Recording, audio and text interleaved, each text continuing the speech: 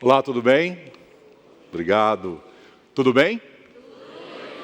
Bom, quando a gente é professor, a primeira aula que a gente fica muito nervoso. As mãos suam, o peito acelera, a gente não sabe direito para quem olhar e eu estou me sentindo mais ou menos assim. Então a gente vai combinar que depois de 27 anos, isso aqui é uma sala de aula. Pode ser assim? Pode? Então tá, esse enorme teatro importante é uma sala de aula e nessa aula a gente vai começar de uma maneira diferente, bem diferente. Eu queria que vocês fechassem os olhos. Todos fechassem. Todos. Todos. E eu queria contar a história de um tempo sem tempo. Um tempo onde o firmamento era um lusco-fusco, verde, muito fraco, e nesse horizonte dava para perceber um ser absolutamente gigantesco, singrando a floresta. Tão forte, tão grande, que os olhos pareciam luas cheias. Singravam essa região a ponto de dividi-la. Esse ser teve uma série de filhos, filhos que também singravam essa região e criaram seus igarapés e criaram os rios. Não abram os olhos. Nós somos filhos de quem? De uma cobra grande. E se vocês olharem um pouquinho, olhem o telão. Em 1558, um geógrafo chamado Diogo Homem mostra um dos primeiros mapas do Brasil. E lá em cima está o rio Amazonas. Conseguem ver? E esse rio tem o formato de quê? De uma cobra. Só que esse rio guarda uma outra surpresa. Numa curva dessas, num lugar chamado de Nhamundá, mulheres enormes, guerreiras, com os membros fortíssimos, com as cabeleiras enormes, pulavam no lago Nhamundá, e lá no fundo tinha umas pedras bem molinhas e pequenas. Faziam muito esforço, subiam com essas pedras, e imediatamente, quando elas vinham na superfície, elas viravam jadeitas, verdes e belíssimas. Com formato de sapo, com formato de cobra, eram feitos colares, e esses colares eram colocados no pescoço dos indígenas que dessem a elas filhas mulheres. Era uma sociedade matriarcal. O nome dessas pedras? Muiraquitã. E essas mulheres, descritas por Gaspar de Cavajal, deram o nome de que rio? Amazonas. Prestem atenção. São os europeus nos nominando. Se vocês conseguem perceber essa relação, ela é interessante, porque a tradição da narrativa europeia nos coloca que Belém nasce no dia 12 de janeiro de 1616. Mas quase todos nós sabemos que a chegada dos europeus é só um ponto, porque há 3.000, 4.000, 5.000 anos, os tupinambás já estavam aqui. E já estavam nessa cidade que não se chamava Belém, chamava de quê? Mairi. E havia 3 aldeias em Mairis. Uma, Parauaçu, lá na Igreja do Carmo, uma outra aldeia, Parauaçu, no Forte do Presépio, e uma Caeté.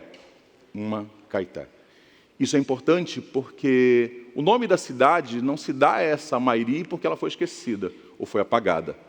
Mas no dia 25 de dezembro de 1615, um homem chamado de Castelo Branco sai de São Luís do Maranhão, vem singrando pela costa e chega aqui em Belém, como eu falei para vocês, no dia 12 de janeiro. Decide criar um forte que homenageia a saída deles lá. Qual é a data que eles saem? 25 de dezembro. Não é isso? O nome do forte? Presépio. E esse forte do Presépio vai lembrar uma outra história, de uma Belém da Judéia, só que nós somos Belém da onde? Do Pará. Pará, que é rio, que é esse enorme rio que está na frente da gente. Só que Pará não é europeu, Pará é tupi. Não sei se vocês estão arrepiados, mas eu estou. Não é? Então, essa narrativa ela é importante porque ela mostra que nem tudo é poesia na Amazônia. E a explicação é muito simples. Depois que os portugueses chegaram aqui, entraram em conflito muito forte com os tupinambás. E esse conflito foi tão efetivo que grande parte dessas populações saíram daqui. Mas, olha como é interessante, no século XVIII começaram a chegar outros povos. Outros povos chegaram aqui, como os Mina, da Costa da Mina. Vieram escravizados com seus lamentos, vieram açoitados e vieram marcados pelo desespero da diáspora africana. Os Mina que aqui chegaram trouxeram também as suas crenças religiosas, sua religiosidade. Vocês já ouviram falar de Erundina, Mariana, Jarina, Voduns? Vamos ficar arrepiados de novo? Verequete? Então toda essa tradição de origem Mina está presente, mas de novo está silenciada.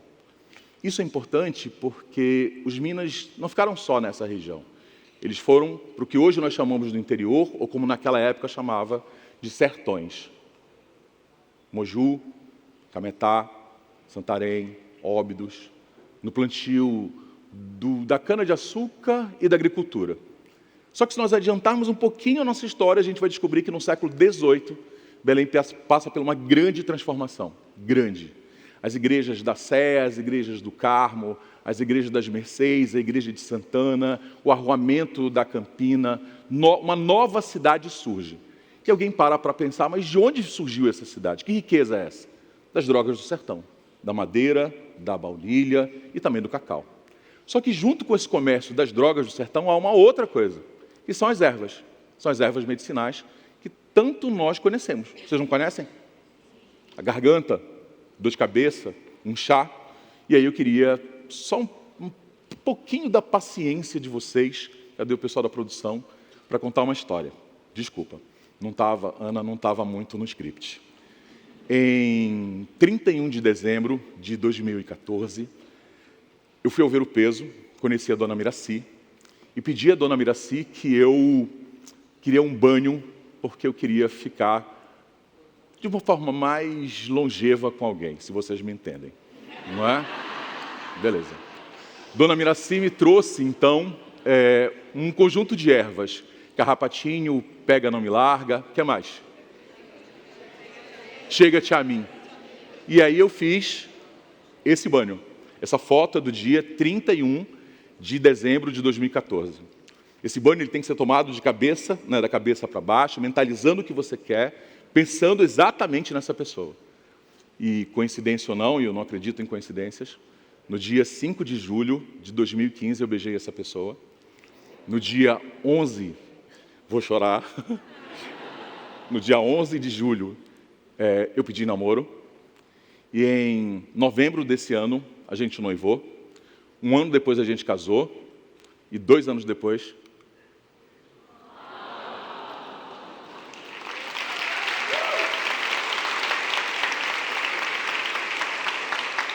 E a gente está na frente da barraca da dona Miraci. Tá? Quem quiser o endereço, facinho, tá? Não é só casamento que ela resolve não, tá? Dinheiro, emprego, tá? Não é só casamento. Isso é um detalhe importante porque quando a gente fala assim, parece que a Amazônia é uma festa, como disseram aqui, né? Mas não é. Talvez seja, mas nem sempre foi. No século XIX, a gente tem um problema, e um problema grave. Fazem a independência do Brasil no Sudeste, não era a nossa independência, nós aderimos muito tempo depois, nós temos um feriado diferente, que é o 15 de agosto de 1823, e 13 anos depois, quando o país, o império inteiro, estava mergulhado numa grande crise, vulcão da anarquia, como disseram, Balaiada, Sabinada, Farroupilha, em Belém começa a maior revolta popular da Amazônia e desse país. Nome da revolta: Cabanagem. Fico de novo arrepiado. Mulheres, homens, negros, indígenas, todos reunidos, vêm para Belém, depõem o governador e assumem o poder. De uma forma única nesse país. Isso precisa ser dito. O resultado qual é? Repressão. 13 de maio de 1836, chega aqui Soares de Andréia, bombardeia a cidade, escraviza essas pessoas, aterram os rios, aterram os igarapés, acabam com a cidade. E Belém entra num gravíssimo processo de decadência econômica. Gravíssimo. Né? Alguns historiadores colocam que a nossa economia diminuiu em quase 60%. Mas quando chegou em 1870, o Dom Pedro II, que havia chegado em Belém, abre os portos para a navegação estrangeira. E um produto chega aqui de modo muito intenso. Qual era o produto? A borracha. Nós temos Teatro da Paz, nós temos a Praça da República, nós temos a Batista Campos, nós temos o Ver-o-Peso. Grande parte dessa cidade que nós conhecemos hoje é fruto dessa europeização. O próprio Teatro da Paz, onde nós estamos, é fruto de um processo de desejo do final da Guerra do Paraguai. No meio da guerra, desejava-se a paz e se criou um teatro. O nome do teatro? Da Paz. E esse teatro tem uma característica importante. Olhem para cima. Estão vendo? É um europeu que pinta. E é um europeu que pinta a Amazônia. É um europeu que pinta a Tapuia. E esse evento, ele é muito importante, porque ele é o inverso. Chegou a nossa hora da gente se pintar, da gente se ver, da gente se reconhecer. E é isso que eu tento fazer com essa escadinha e com esse megafone nos últimos 20 anos. Deu 200, 400, e hoje mais de 1000 pessoas acreditam na sua história, na nossa história. Muito obrigado.